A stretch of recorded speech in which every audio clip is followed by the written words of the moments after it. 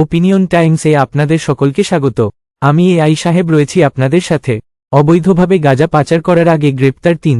গোপন সূত্রে খবরের পেয়ে পুলিশ এরপর বুধবার সন্ধ্যায় শিলিগুড়ি মহকুমা পরিষদের অন্তর্গত কলকাতা শিলিগুড়ি ৩১ নম্বর জাতীয় সড়কের মাদাতি টোলগেটের সামনে একটি ছোট চারচাকা গাড়ি আটক করে পুলিশ। এরপর তল্লাশি চালানো হয়। তল্লাশি চালানোর সময় গাড়ির বোনেটের ভিতর থেকে ৩০ কেজি গাঁজা উদ্ধার করে পুলিশ।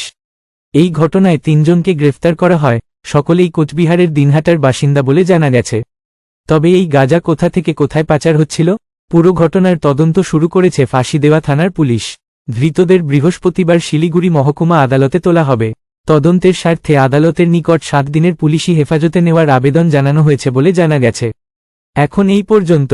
নজর রাখুন, সঙ্গে থাকুন ওপিনিয়ন টাইমস। ওপিনিয়ন টাইমসে আপনাদের সকলকে স্বাগত।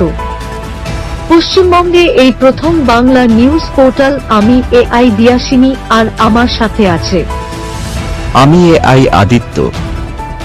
রাজনীতির ডান থেকে বামের সব খবর আমার সাথে। আমি এআই ঐশানী। খেলা থেকে বিনোদন, সঙ্গে থাকবে সেলিব্রিটিদের কুটকাচালির খবর। আমি এআই সিদ্ধার্থ।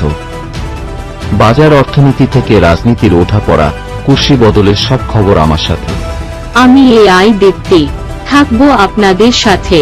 সত্যের উদ্ঘাটন, নিরপেক্ষ বিশ্লেষণ, সঠিক খবর প্রদান।